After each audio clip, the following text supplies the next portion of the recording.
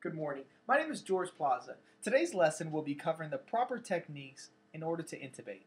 Now, the first thing that we want to look for is a visual of the epiglottis and vocal cords. If we can't see them, we can't intubate. Now, keep in mind that effective breathing requires both oxygenation and ventilation. Since we're going to be interrupting the patient's breathing for approximately 20 to 30 seconds while we intubate, it is key to hyperoxygenate your patient before we start. Now, some of the equipment that we're going to be using for an oral intubation is the ET tube and the stylet. Now, the ET tube itself is very flexible.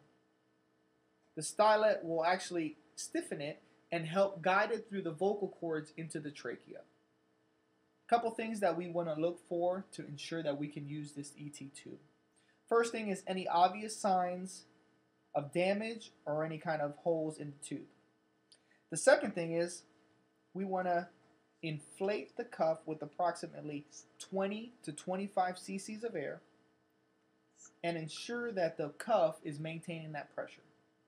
This cuff is maintaining the pressure. There's no damage to the tube, so we can use it. We'll go ahead and deflate the cuff prior to insertion into the patient. Now the next thing is, in order to protect the ET tube once it's in place, we have a bite block. Lastly, in order to get the ET tube in the correct spot in the trachea, we're going to use the Miller blade and handle. Now assembly of this is very simple. Place the Miller blade on top of the handle, push down, and you'll hear it click. When you open it, you'll see a light at the end of the Miller blade.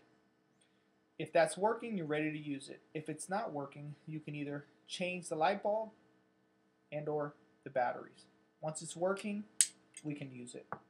Now also we're going to have a crash cart nearby and a suction device, and that's for any kind of emergencies that happen while we're intubating. Again, remember, intubation should last no longer than 20 to 30 seconds. If it does, remove the ET tube. We're going to go ahead and oxygen and ventilate again. So we'll go ahead and intubate. I'll go ahead and extend the Miller blade. Place it in the patient's mouth. I'll sweep the tongue out of the way. Lift up on the epiglottis. I will place the ET tube in through the vocal cords. Now there are indicators on the side of the ET tube. Generally, a good rule of thumb is to keep it between 21 to 23 centimeters at the teeth. Right now it's at 21. And that ensures two things. One, once you have your tube in place, it lets you know if it moved out or if you pushed it in by accident. And the second thing is you should be about 3 centimeters from the carina. So we'll go ahead and inflate the cuff.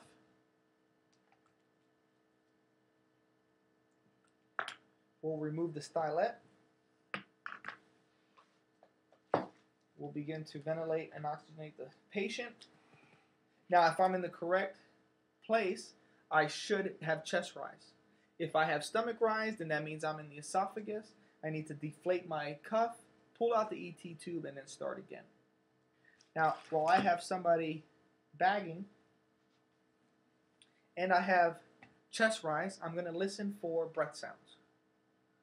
Now, I'm going to listen for the patient's both upper lobes, both lower lobes, and the stomach. I have bilateral breath sounds.